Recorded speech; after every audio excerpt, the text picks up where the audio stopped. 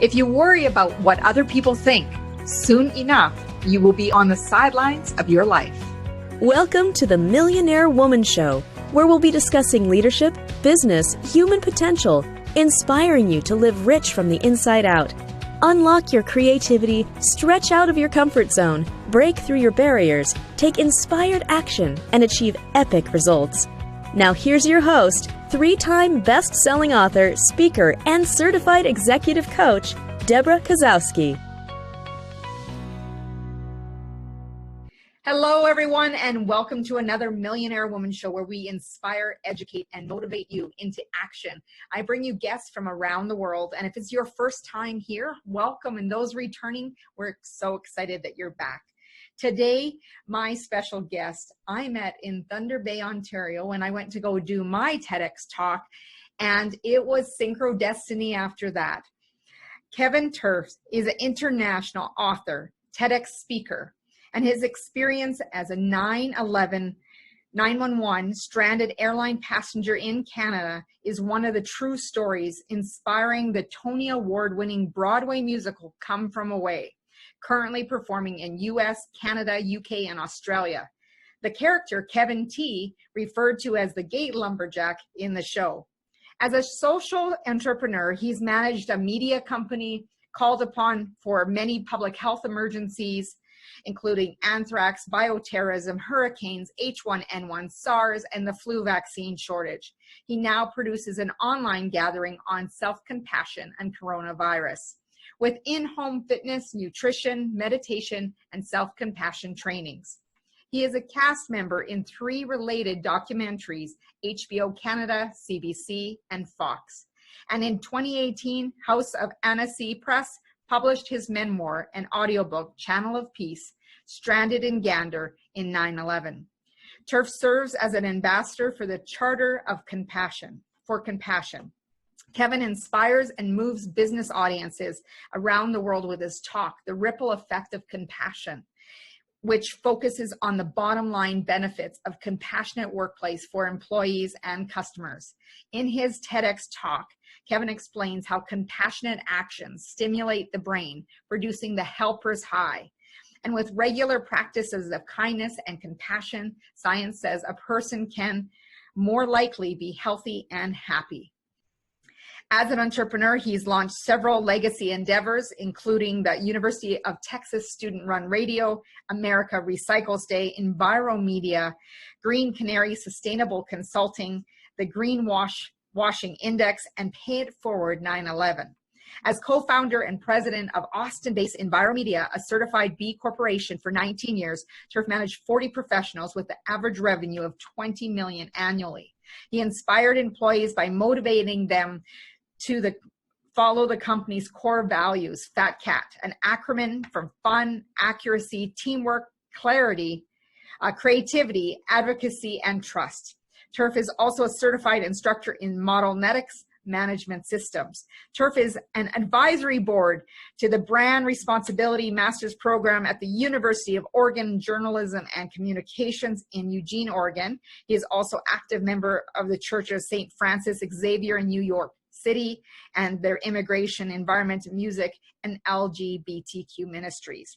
Video conference speaking is available, and I am so excited to have you on the show, Kevin. We met in Thunder Bay, Ontario, and we were talking over supper that I was going to be going to New York, and you happened to be from New York. And after that, I got to it was just a couple weeks later, I flew into New York, and you had organized that I could meet your, how you call the doppelganger? Doppelganger, yes. In this Broadway show, Come From Away. And it is amazing. It's an amazing show. It takes your breath away, and being Canadian, it made me even prouder of being Canadian. But one of the biggest things that it made me realize, because I've also read your book, Channel of Peace, that's behind you, that out of dire circumstance, being stranded on a plane in 9/11, to being able to share a story of compassion, reminds us that every day, that no matter what adversities that we're facing, there's so much powerful good that can come from it. And you talk about the helpers, but I want to just backtrack a little bit and ask you this. When they told you, and maybe I remember they didn't tell you right away, that they were diverting that plane on 9/11, what were the thoughts going through your head? Well, thank you, Deb. Thank you for that very kind introduction. And so my story, which does a lot of my life, goes back to what happened on that tragic day on 9/11, and how what I witnessed, the compassion I witnessed, was really changed my view on seeing the better side of humanity. But back on that day, I was flying with my former partner. His name's Kevin as well, and we were flying from Paris back to Austin, Texas. And we were scheduled to land on September 11th, about 11 a.m. in New York City. And so we're flying across the Atlantic Ocean, and I noticed a sudden drop in elevation and a sharp turn to the right. And I knew it was too soon for us to be landing. And so I looked up. At the time, they had the GPS monitor up on the top of the, one monitor on the ceiling of the plane. And so I remember seeing we were flying north all of a sudden, and I thought that was strange. And the pilot suddenly came on, and we were on an Air France plane. And so he spoke first in French, but he used the word terrorism in English. And I turned to my partner. I said, "Did he just say terrorism?" And he wasn't paying attention. And so he said, "I don't know." And so then the pilot came on and broken English said, "Due to a terrorist attack in the United States, we'll be landing in Gander." Now, I didn't know what any of that meant. I didn't know where Gander was, if it was in Canada or Iceland, or all I knew, it looked like we were flying to the North Pole. And so about an hour later, we landed on that giant runway. Gander, Newfoundland, was an airport that was built during World War II for British and American forces and Canadian forces to fly back and forth during the war. And the town really grew around that airport. And so they had a big runway, and we were on a giant jumbo jet. Well, we were about I think the fourth or the sixth jumbo jet to land, and we taxied onto the tarmac. But there's, the Gander Airport there's a tiny terminal there that, couldn't even barely fit one jumbo jet. All of a sudden, there's another and another and another landing, one after the other, 38 planes. Ultimately, a town of 9,000 inherited 7,000 refugees from 90 countries. And so that was, it was a scary time because we didn't know. We sat on the plane. Ultimately, we were on that plane for 15 hours. And so it was not a great experience, but we were safe, and it was really okay. But then the hard part was not knowing. Ultimately, they did tell us about the attacks on the World Trade Center and the Pentagon and the flight that went down in Pennsylvania, and it was just really unbelievable. And because we couldn't see it, no one had cell phones and Google and internet coverage, and so the not knowing was probably the hardest part. Yeah. So knowing that there was uncertainty that existed then, I'm also curious, when you face uncertainty today, have you brought any lessons with you of how you face uncertainty? Oh, absolutely. I think really it was such a gift to land there in Gander, providential perhaps, because when I tell the story of what happened there, how they invited us all into their schools and churches and into their homes. And when I came back to Texas, I wondered, would a small town of 9,000, would they do the same? And I really wasn't sure. Mm-hmm. And but what we witnessed was the remarkable acts of compassion. And so and in today's times, I've got this face mask here I'm going to show you. It says compassion, now more than ever. And it's from the 9/11 memorial. They're printing these masks. Wearing a mask is an act of compassion. And when some people, they get confused or perhaps not aware of the different definitions, and I've learned this through going through compassion integrity training with the Charter for Compassion. Mm-hmm. There are differences between sympathy, empathy, and compassion. Now, we all know what sympathy is. We have sympathy for someone who's in pain or had a loss.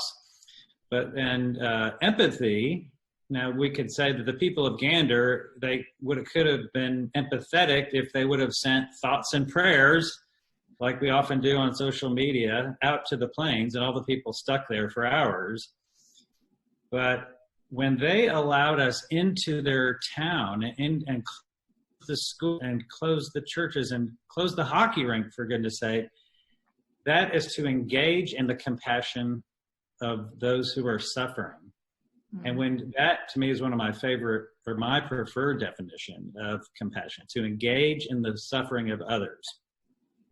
And so that's what they did. They had to put their lives on hold, and they began to provide our most basic human needs of food, clothing, shelter, information, the same things that refugees see all over the world. And so, all the way back now, 16 years later, all of a sudden there's a musical about this story, and how crazy is that? And my life has, just been one crazy, surreal thing after another with, 5 or 6 different men who play Kevin T all around the world telling the story. And it's an honor. But in one of these, so one of the things, I don't get paid for this show. Unfortunately, all the shows are shuttered right now because of the pandemic. But it will come from away. We'll definitely be back, probably in every place that it's playing now or has been. And so I had this awakening in 2016 that it was a spiritual awakening where I felt that there's a song, as you remember in the show, where this character playing me sings, "Make me a channel of your peace." Well, it's based on a true thing that happened after 9/11. After we were in Gander and treated to this remarkable hospitality, we got sent back to France. We were sent to a second country that we didn't want to be in. We wanted to be home near our family and friends. Mm-hmm. And but that song did go through my head when I was at Notre Dame. I went to Notre Dame to pray, and they were having a mass. The French were having a mass being held for Americans, people from a different country. They had a moment of silence in their country for what was happening in my country. And again, I said, would we do the same? And I don't think so. It was just a remarkable, thing for me. And so I knew that I had to keep the spirit of what I saw there alive. And so I've been trying to do that throughout my life. So when, the uncertainty of knowing that you would be cared for, there had to be a certain level of trust that you had, that these people suddenly gave you the unexpected. And I think that's something that people don't realize. We face uncertainty every day, just as, you were stranded in Gander. But to expect the unexpected to happen and be able to trust that everything's going to be okay in whatever form it shows up, because otherwise the opportunities, the Broadway musical, and all of these things would not have unfolded. That's right. Yeah, no, I think it is, when you mentioned Synchronous Destiny, that's a concept that I learned about that Deepak Chopra discusses, and I believe it has its roots in the Hindu religion. And it's the idea that there is no such thing as coincidences. You've heard that line before. Mm-hmm. And so this idea that you were sitting right across from me and I'm from New York City, you're about to go to New York City. I said, this is a Synchronous Destiny. I'm certain of it. And it's fact that maybe it's manifesting right now with you inviting me to be on your podcast. Absolutely. I'm very honored. I'm very honored to be on your podcast. But the idea of Synchronous Destiny is that if you pay attention to these things that are little coincidences, and then Deepak Chopra says, and if you even journal them, if you write them down, then you can begin to see some signs for where the universe might be calling you. Mm-hmm. And I've been more open to these types of things than I ever have been. And, that's what led me to move to New York City to join a church so that I could help immigrants and refugees, which I'd never done that before. Ultimately, it's what brought me. I'm now back in Austin, Texas, and I'm, starting a new job, going back to my environmental roots. I'm now working with the Environmental Defense Fund. So all of these things, and even like right outside on my balcony, there's these 4 barn swallows that keep showing up to my balcony.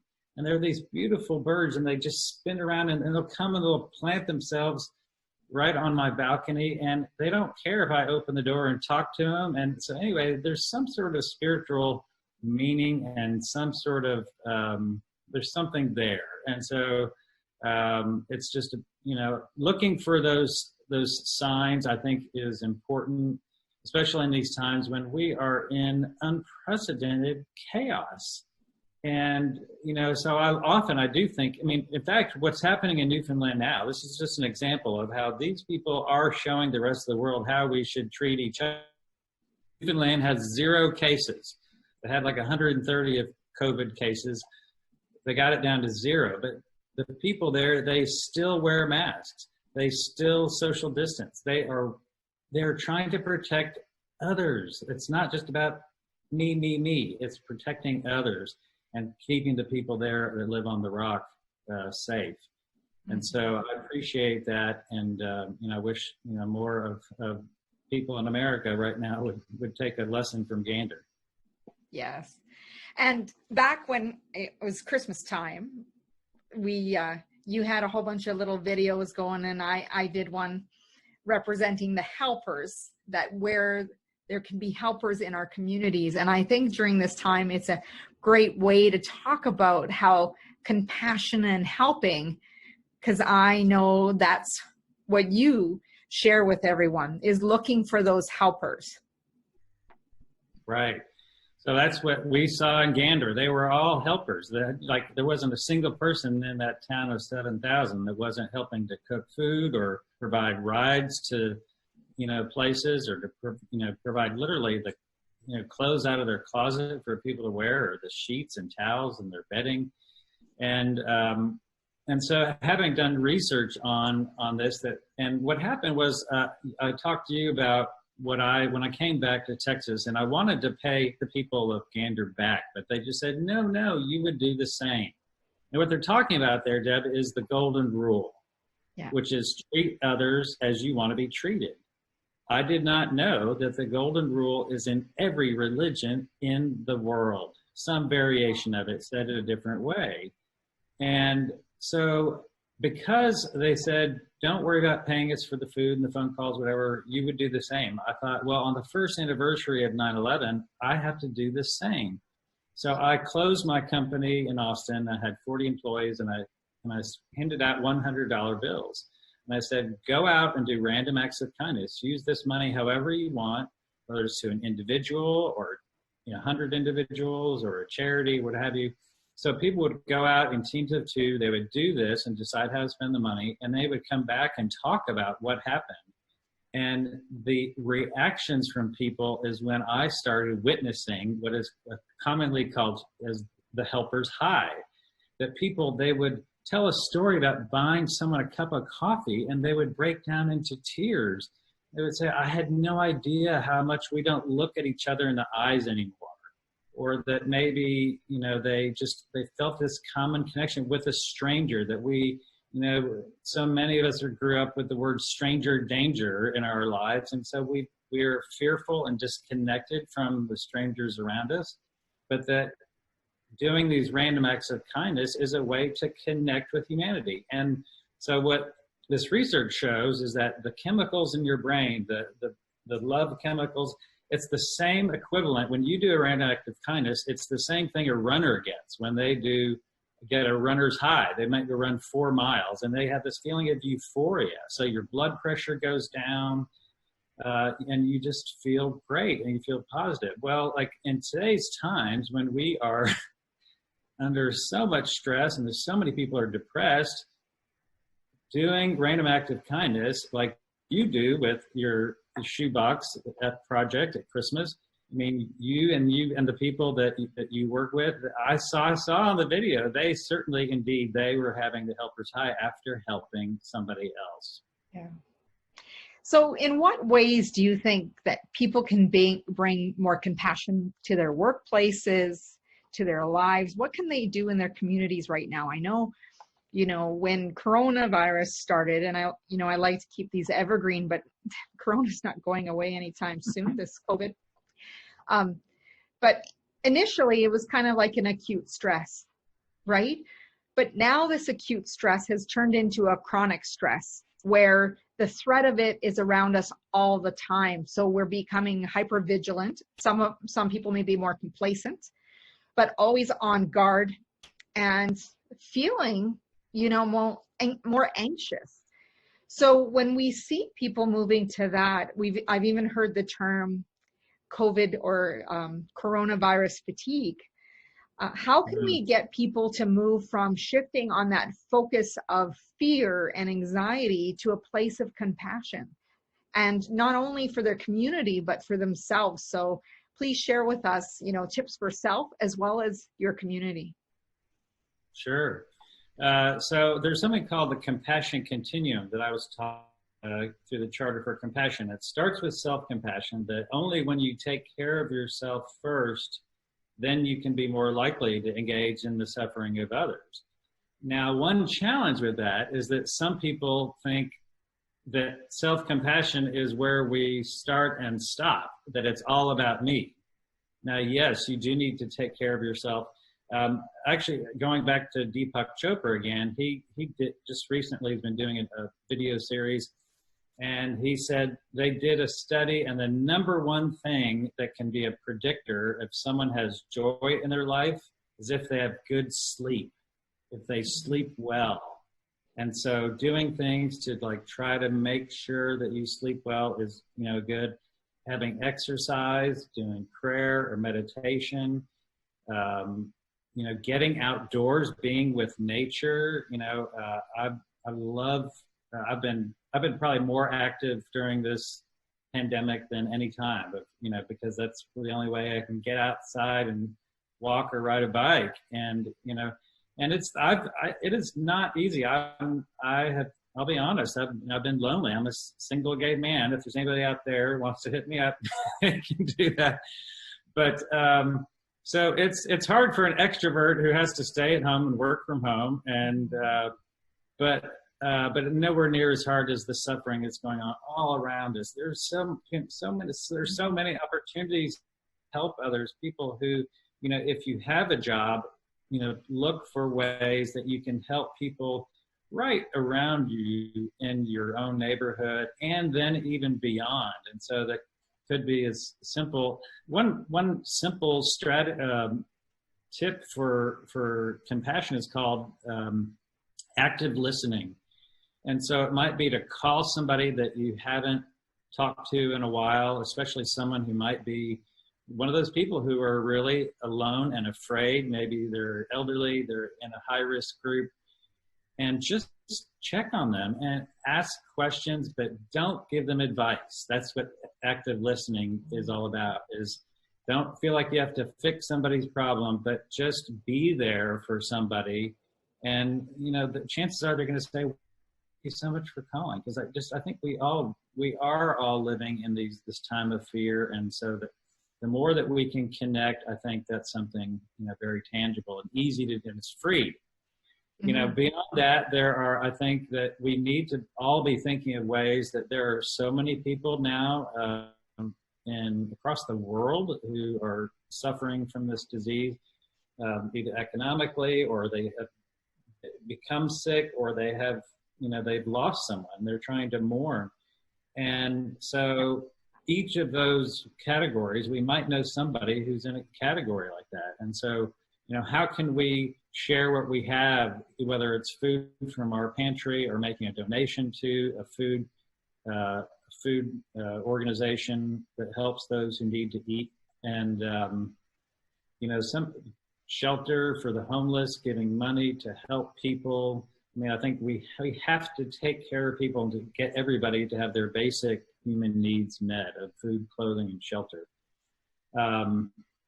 And then, I think, but now is also that's something else we ought to all be looking for. Compassion is to like, how can we rebuild better? How can we come whenever there's a vaccine and we pray that everyone will get it and that this virus will eventually disappear.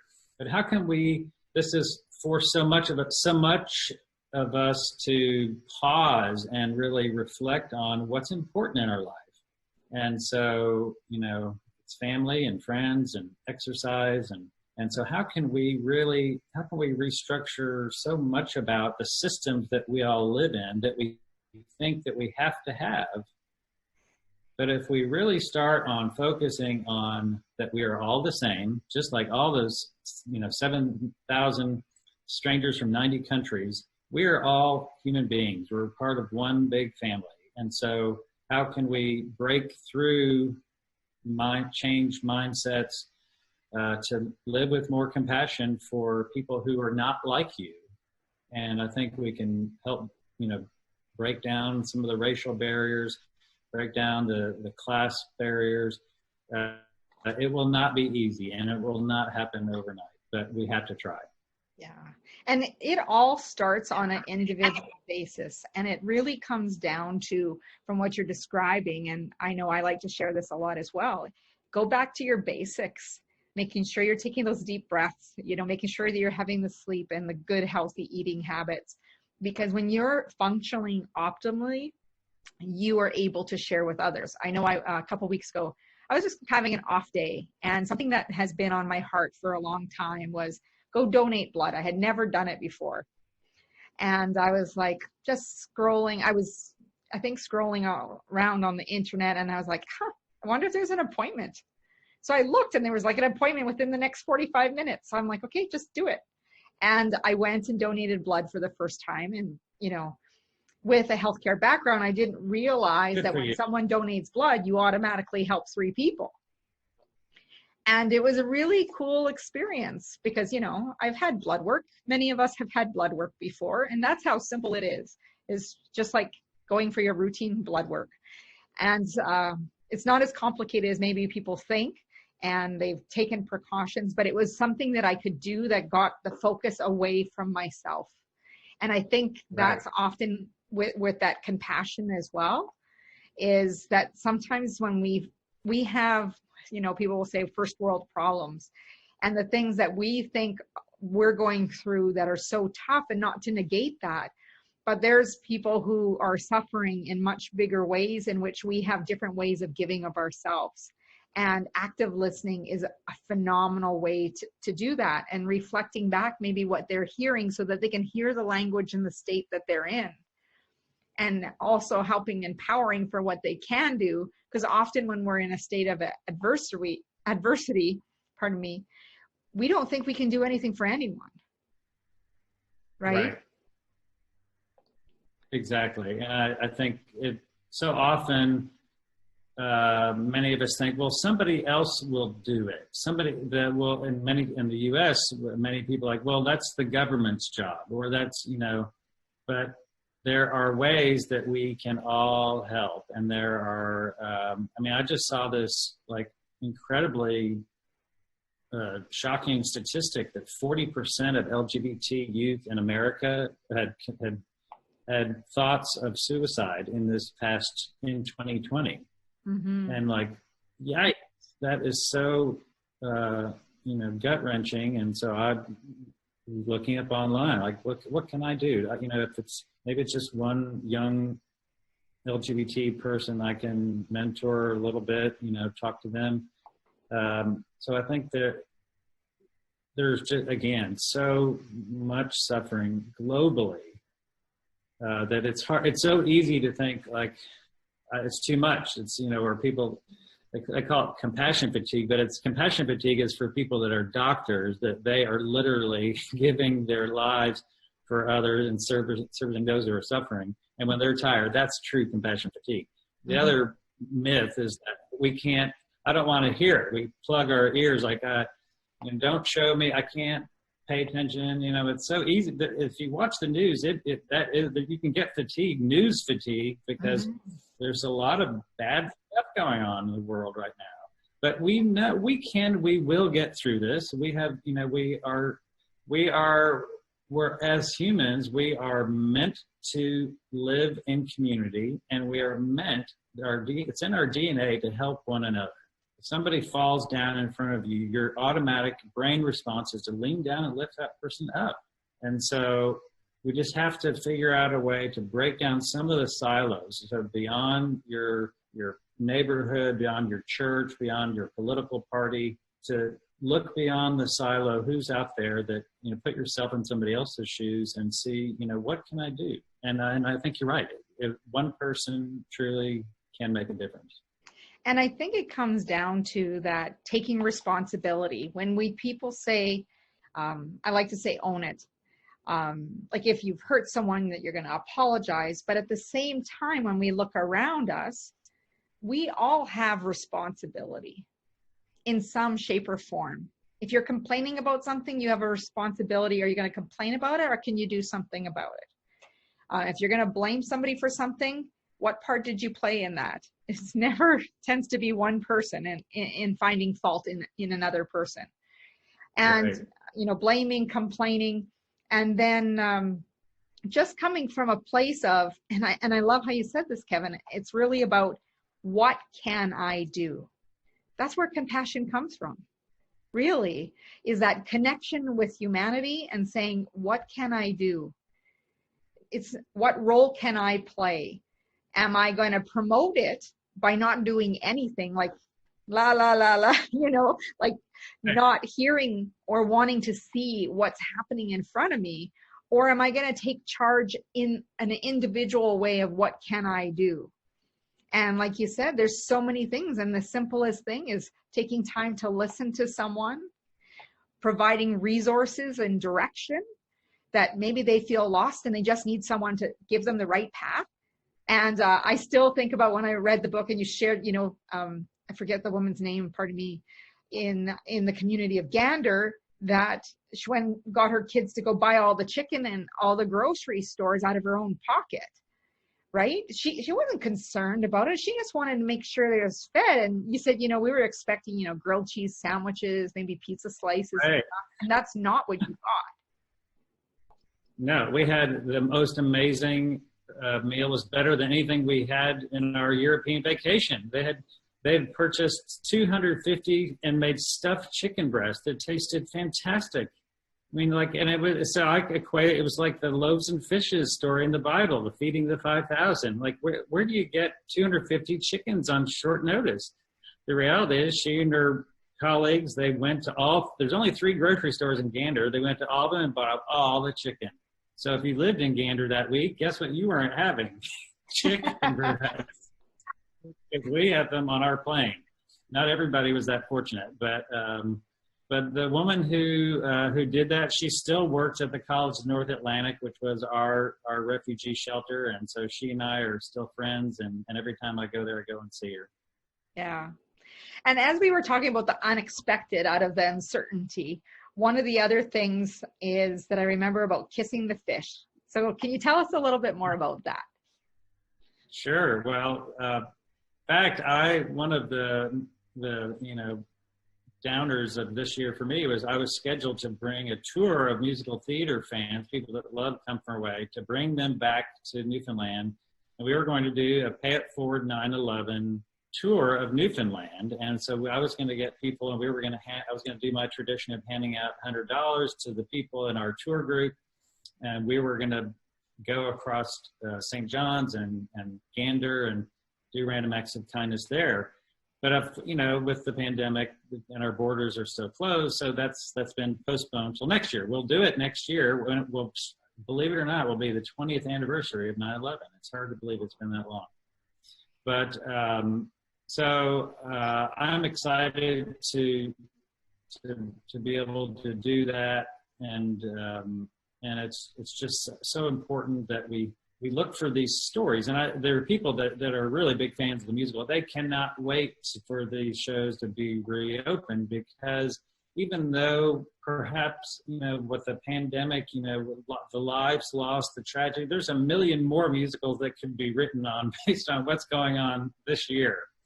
But this is one that it speaks to the heart and about our common humanity. And that's why I think that it resonates so well. And I'm just very honored to have a role in it. So the fish, the screech. Oh, the fish! I didn't say. Yeah. So Yeah. yes. So on this tour, whenever you go to Newfoundland, you can become an honorary Newfoundlander if you kiss the codfish, and it's called a ceremony called the screech-in. And I did do it. I kissed the fish, and you drink a shot of screech rum. And you drink the screech rum, and then you kiss the fish. You got to eat these salty crackers, and then you have to say these tongue twisters, and it's really fun. And so anybody that goes there pretty much gets to become an honorary Newfoundlander if you kiss the fish. That is a great way to become an honorary member, because it's something that you're never going to forget. It puts you in a really uncomfortable position and stepping out of the comfort zone, which we often talk about on our show. It's about shifting mindsets, taking up on challenges, and moving forward. And that pay it forward movement is so, so important. And I want to ask you, when it comes to paying it forward, what is one of your most powerful moments of paying it forward for yourself that you've experienced? Well, I think, and I talk about this in my book, that what I'll never forget is the second or third year that we did this. And we were not doing it to get publicity, but other people, they heard about it and they said, well, our company, we want to do this too. And others kept spreading. And then the next thing you know, there's an article in the newspaper about it, and it was really touching. And they went back and found people that had been recipients of the money from a year before. And so anyway, that end of that day, after we had our check-in with the people in our staff, I got a phone call, a voicemail, and there was a man who said, "Hello, Kevin, you don't know me. My name is Vincent." So I was having a terrible day today. I had a flat tire. And I took it to Leal's tire shop in East Austin, and when I went to go pay for it, they said, "No, don't worry, it's been taken care of." Something about 9/11. He said, I had no idea what this meant until now I'm reading this article, and it starts off in the article saying something special could happen to you today. And his voice got choked up. He said, and it did. And he was almost ready to cry. He said, "I want you to know what you did changed my life." And Deb, you know what it cost to change that man's life? $7. It cost $7 to fix that flat tire. So those little things truly, make a difference. And now it's just, I'm so honored that because of Come From Away, I should remind people, especially that many people in Canada don't know that 9/11 is a national day of service in Canada because of the Canadians that were killed on that day. So I invite everybody to join me. We're going to do it again this year, September 11th. You can find more information at payitforward911.org. And there's the one thing, I'll tell this story now because I didn't get to tell it, and I forgot in my TEDx talk. But this beautiful story, this tradition now spread to Ontario. And in Maple Creek, Ontario, there's a teacher who's just on fire with this idea. And what happened is, so I had this idea, and I went to the producers of the musical. I said, "Hey, what do you think about continuing my tradition with the cast, crew, and band of Come From Away?" And they said yes. And so for the last few years, they've been giving out $100 bills to teams of the cast and crew. So to a pair in the Toronto cast, they said, "Oh, we know this teacher who we really love. Let's give our $100 bill to her to do something." But then they said, "Wait, they had some empathy. They said, that's not enough. We could each put in our own $100. Now we'll give her $300. So she was able to get her elementary school, like grades 1 through 5 or 6, that every teacher is able to get some money to do something. So all of a sudden, I get this story back from this teacher, and she tells me about this, that this one young girl, she wrote up what happened, what they did with their money. The one teacher took their whatever amount of money and went and bought a bucket of flowers. I think they were carnations. And the kids wrote little notes and said, pay it forward 9/11, and tied the notes around the flower. They went to a local market, and this girl says, I saw this woman in the market, and she looked like she was having a bad day. And so I handed her the flower, and she looked at it and read it, and she said, oh, well, thank you. And she got teary-eyed. She was starting to cry. And she says, I'll pay you for this. How much do I owe you? And she says, no, it's free. You can just, if you want, you can pay it forward and do something kind for somebody else. And she got very emotional. She says, you have no idea. You are a bright spot for me on a horrible day. She said, my daughter died yesterday. And so what you did has made my day. And so when I hear a story like that, it does show the ripple effect of, something that happened in Gander to me in 2001 and in 2019. It's still having ripple effect of because of how I was treated. Now that woman, somebody made her day, and she really needed the help. Yeah. It chokes me up just here. And I know the story because I heard it and I've witnessed you celebrating your TED Talk. And it still chokes me up to this day. And just recently, my son discovered a country song that I heard years ago and one of the lines is, do not let the chain of love end with you. About this guy who's driving his truck. This lady has a flat tire. She wants to give him something. And he said, no, you got to pay it forward. Don't let the chain of love end with you. Sorry, I'm probably going to choke up here. And so she ends up going to this little cafe, and the waitress is 8 months pregnant and looks like she's, hard on her luck. And the lady leaves her a tip saying that I've been in those times before. Please pay it forward. And don't let the chain of love end with you. And later that night, this waitress goes home. I can't believe I'm getting emotional here. Wow. Comes home, and her husband is sleeping in bed, and it's Joe. Joe is the guy who changed the tire. So it came full circle. Oh my God. And I was just like, every time I think of that song, my son plays it, and he just wants to look for a reaction. And here I am giving you the reaction that normally happens. Is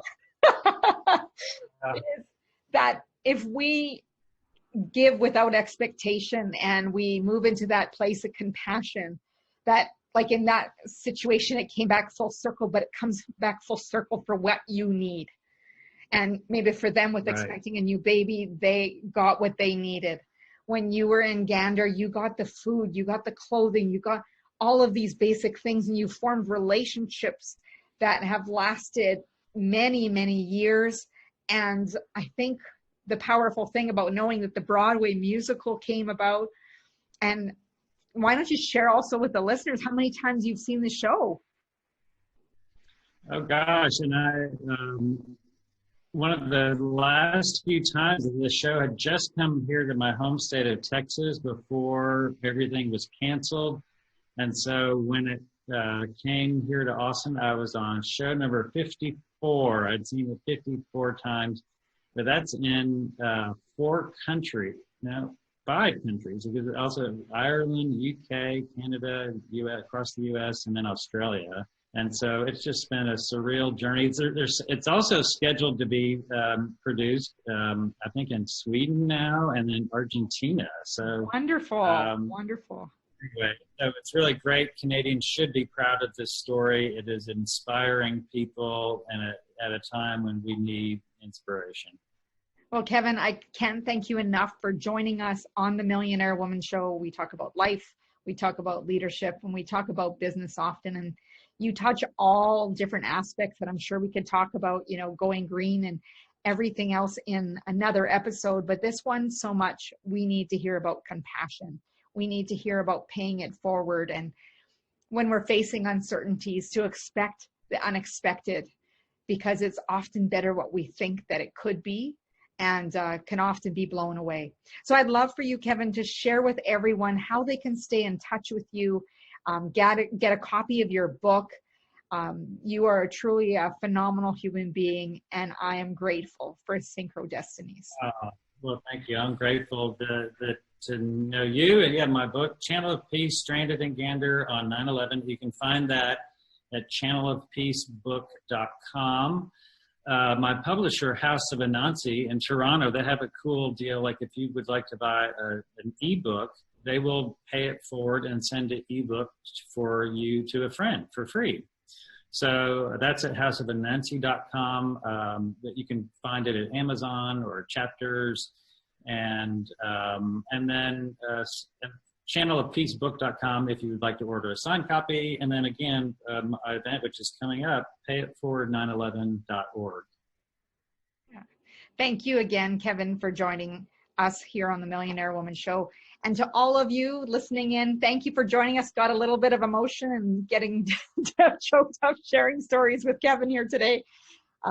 You can go over to my website at www.deborahkozowski.com, where you can, right now, you get your free e-course video format in making habits stick. So whatever goal you're working on, you put in that focus and consistency so that you can make it a reality. I'd also love for you to jump on over to the YouTube channel, where this will also be available on YouTube. And there's a number of other episodes for you to catch up if you've missed any.